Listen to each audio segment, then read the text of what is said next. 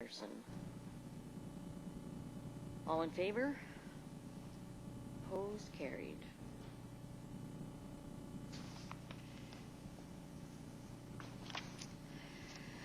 And good evening once again. First up is the adoption of the minutes. The minutes of the council meeting held on February 16th, 2015. Do I have a mover and seconder for the recommendation? Councillor Salter.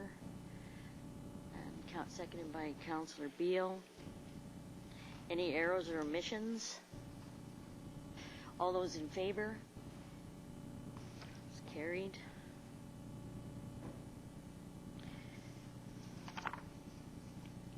Minutes of the Committee of the Whole meeting held February 23rd, 2015. Do I have a new mover and a seconder for the recommendation? Councillor Patterson and Councillor Greer. Any errors or omissions? All in favor? It's carried. Do I have a mover and a seconder for the recommendation for the approval of the agenda? Moved by Councillor Oates and Councillor Beal. All in favor of the recommendation? Opposed? That's carried. Reports. Mr. Russell, would you please give us a background on the issue regarding the consideration of a development variance permit to waive works and services requirements for the proposed Oceanside Ambulance Station at 489 and 493 Alberni Highway and 401 Molayet South? If I may, Your Worship, the City has received a development variance permit application from the owners of the property, the Vancouver Island Health Authority, on behalf of their tenant, the British Columbia Emergency Health Services, who provide ambulance service. The applicant is represented by Trevor J. Owens, architect, of Owen and Hunter Architects, as well as the proponent, Daryl Edelman, facilities manager for the BC EHS. A portion of the current property was originally a separate parcel. I'm just going to kind of try to show it here, and unfortunately, basically this portion of the current site was a separate parcel at the time of rezoning. We have the Oceanside Health Center that was constructed here. At the time that rezoning was under consideration, the city had an opportunity to consider off-site works and services. The city at that time did not require that as a condition of rezoning. The properties as part of the rezoning process were amalgamated into one parcel. As a result, a subsequent building permit on the property has triggered potential off-site works on Alberni Highway. I'm just going to show you kind of a site plan. This is just showing where the ambulance station is proposed on the site. But the question before council this evening is directly related to the infrastructure works that are attributable to the proposed building permit. And in this case, those works consist of sidewalk, related curb and boulevard works. And then as a result of the space on the site, it would require storm drainage to be piped. The works are estimated to have a combined cost estimate of $200,000. In this particular case, in reviewing the specific location of the site, it is noted that there's already a paved shoulder-type sidewalk in the vicinity, and it's also in a fairly peripheral location.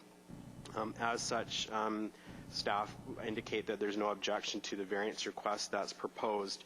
The BCEHS has indicated that they actually did not originally anticipate these requirements as a result of how the rezoning process has unfolded. I'm just going to quickly show another slide. This is just sort of showing that some additional parking is being provided as part of the site.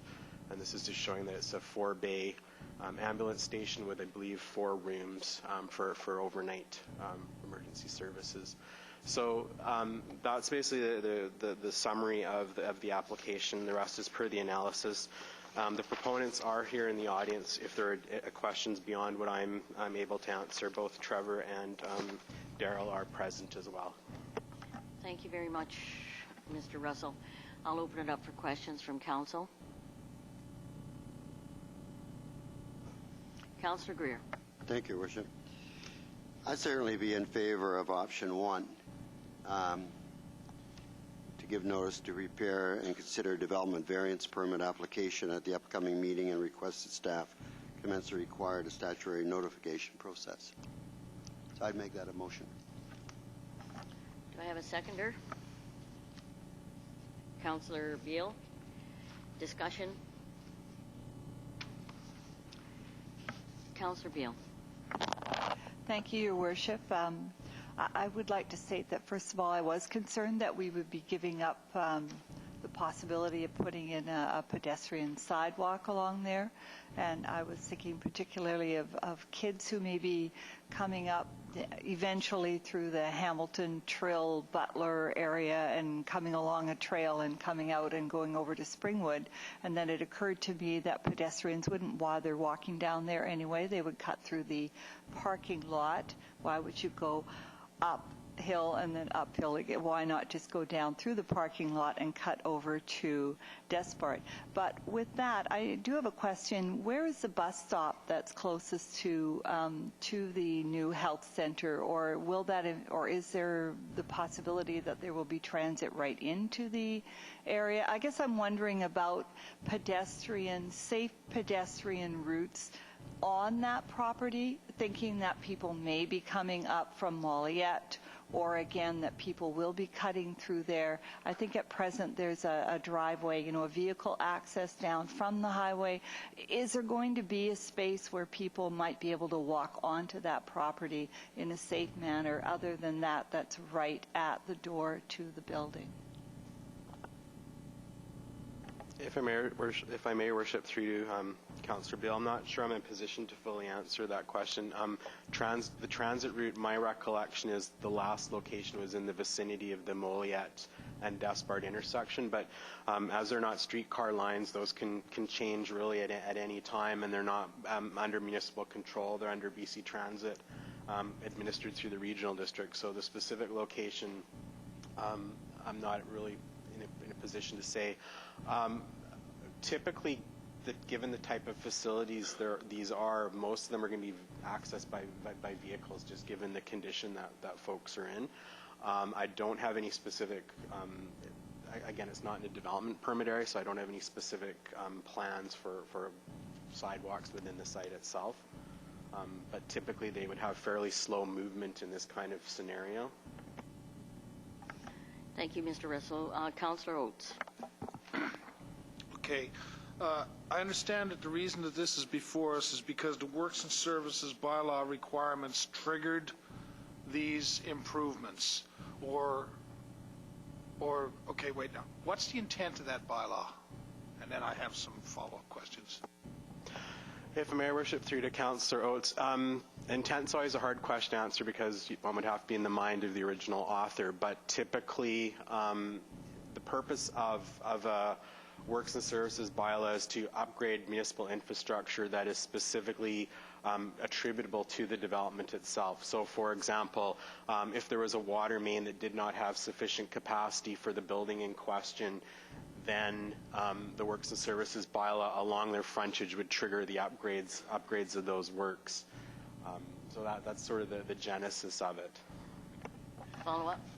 And in your background report, there, it says that you have identified that the sidewalk, associated curb, gutter, boulevard, and additional street lighting along the Alberni Highway is directly attributable to that development. If I may, worship through to Councillor Oates, that's what the development engineer has indicated. Correct.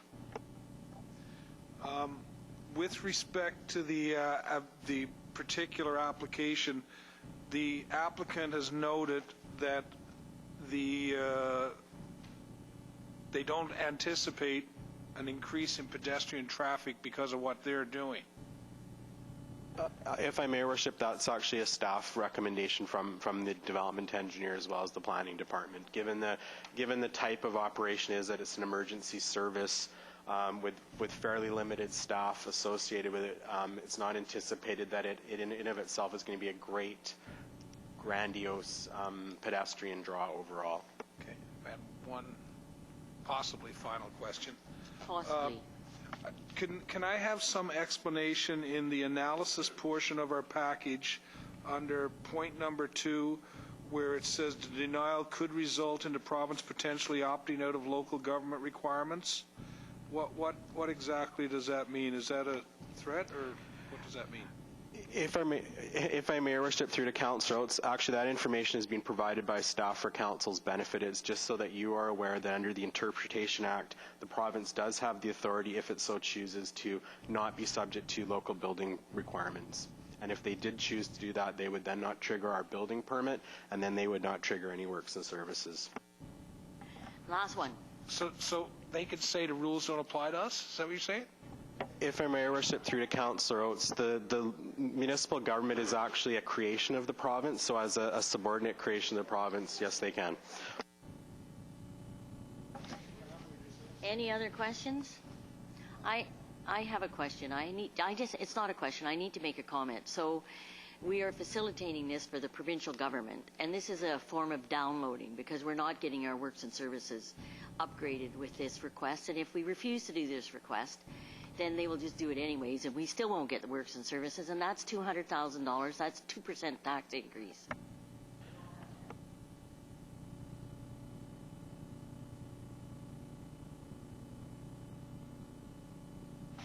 Okay, we have a motion on the floor. Mr. Manson. If I may, Your Worship, just for clarification, option 1 is actually the recommendation of staff that's shown on the agenda, so that's what you would be voting for. Thank you for the clarification. So we're voting on the motion as recommended from staff. All in favor of the recommendation? Carried. Oh, so that was moved by.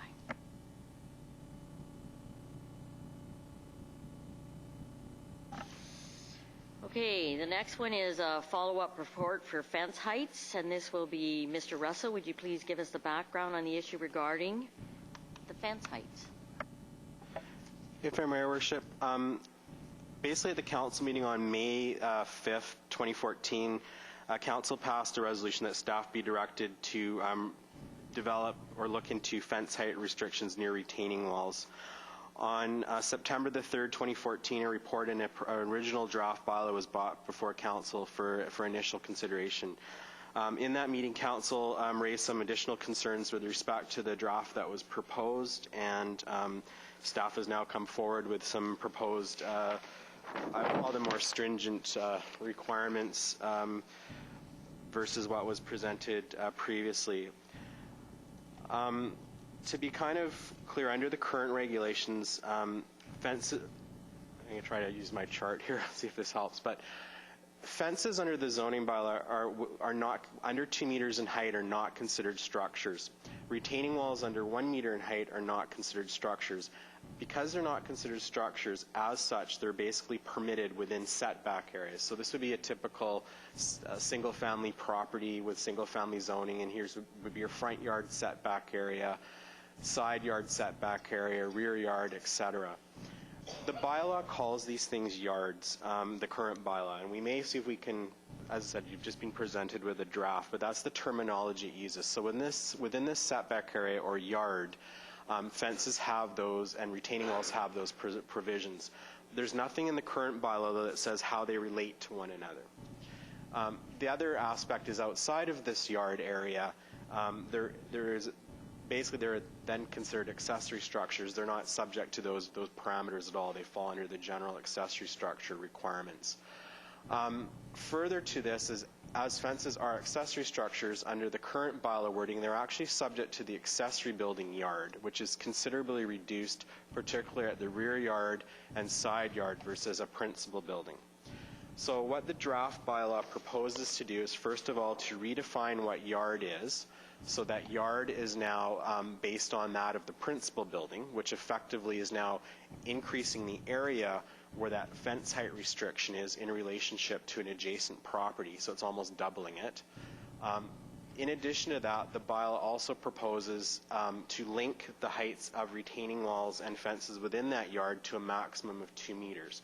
So, for example, if you had a half-meter retaining wall, you could now have a 1.5 meter fence on it. But the combination of the two, anywhere within that setback area, could not exceed 2 meters.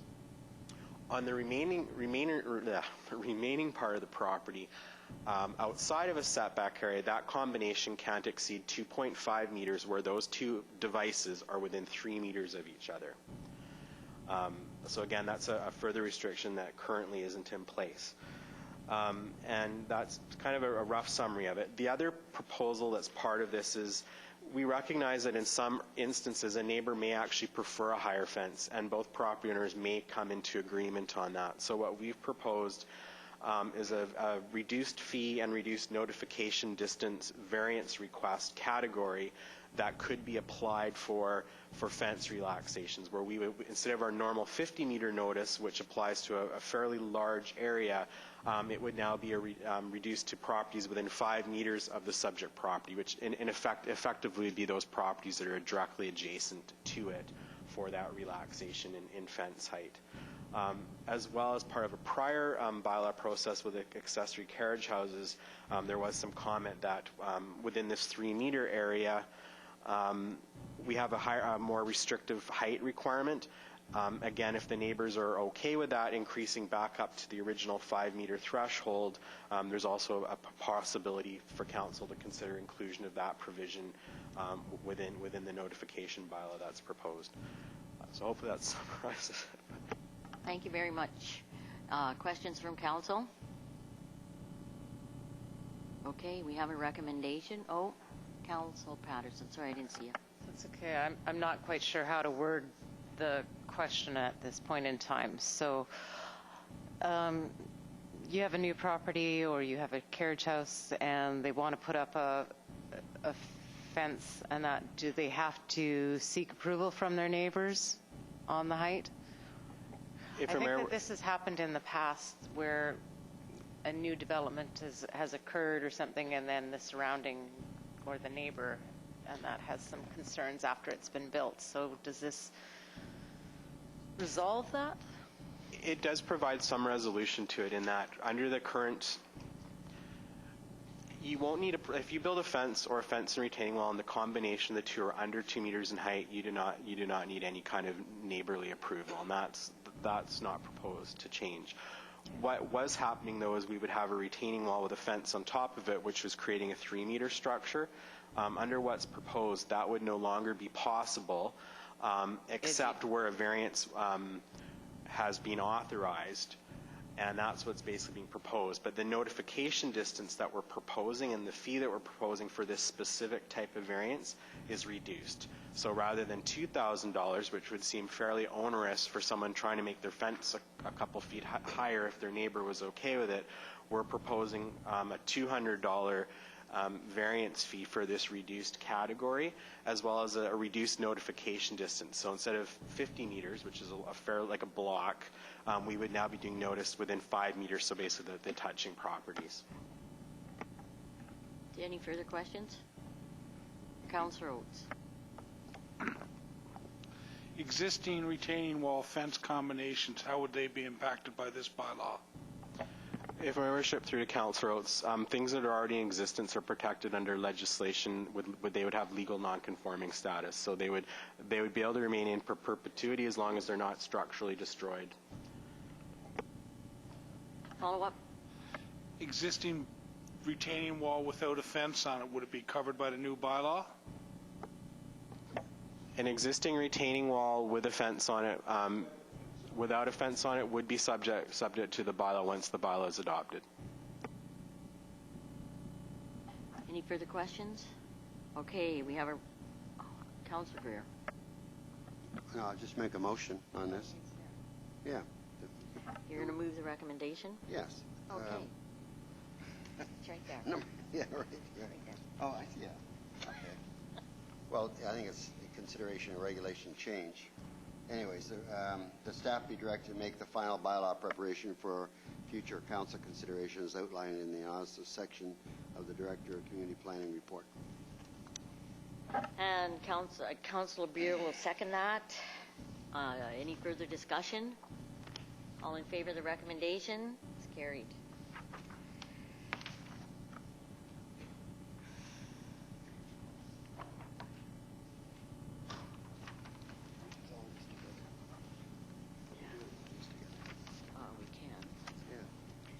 Okay, we have 3 readings for 5 bylaws, and I'm going to put it out now. Is everybody comfortable with us reading them all together, or do you want some pulled out? I'll put that out. If I don't get a response, I'll put them all together. Councillor Oak. Move that we have all 3 readings tonight's setting. Councillor Greer, second that. All in favor? Carried.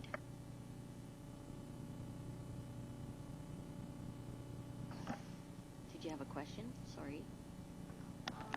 I would just say that I'm not in agreement with any of these bylaws. I did oppose them originally, and I oppose them. I continue to oppose these bylaws because of the increases Yeah. in costs. Okay. Thank you. I'm sorry, I need some clarification. So we passed the motion that Councillor Oates said, but it's not this motion, correct? If I may, Your Worship, that motion, all it did was to treat all 5 of them at the same time, so now you have to call the question on the 5 bylaws. We have 5 bylaws for 3 readings tonight. Sanitary and Storm Sewerage System Amendment Bylaw 2015, number 1319.11.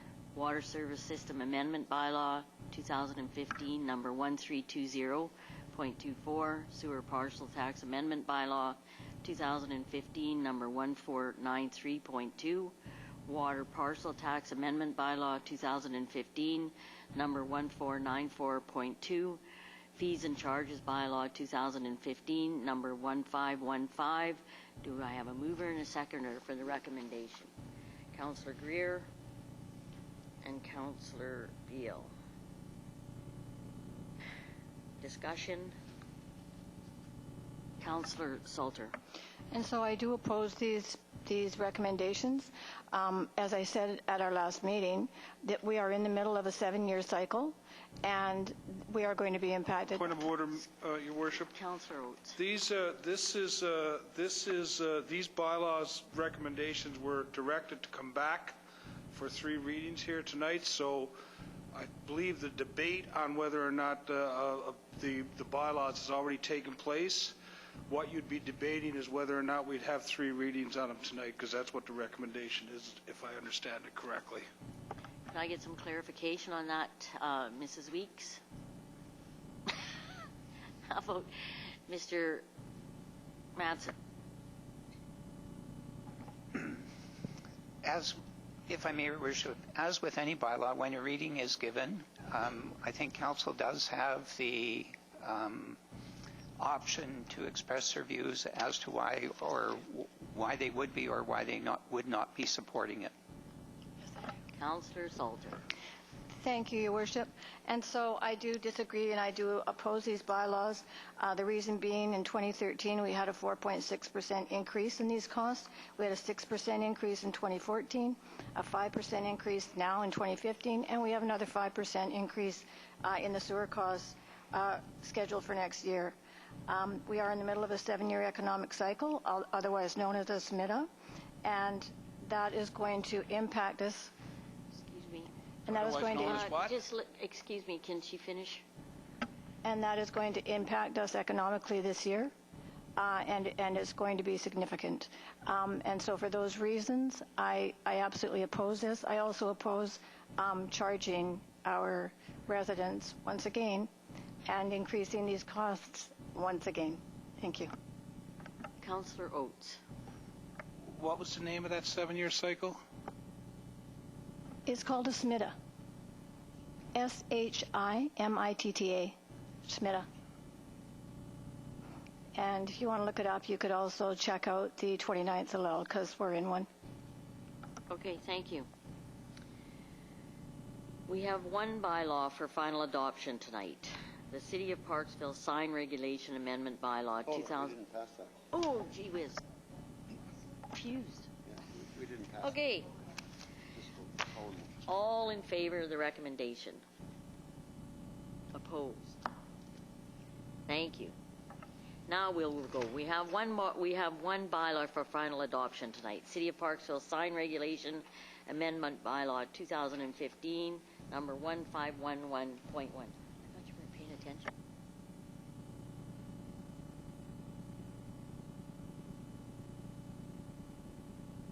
Do I have a mover and seconder for the recommendation?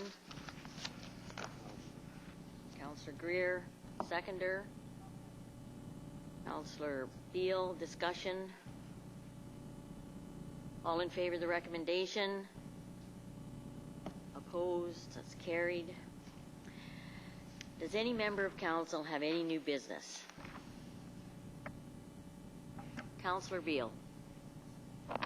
Thank you, Your Worship. I just wanted to ask a question of staff regarding the upcoming town hall meeting to discuss the water, and if we are closing to having a date confirmed. Mr. Manson?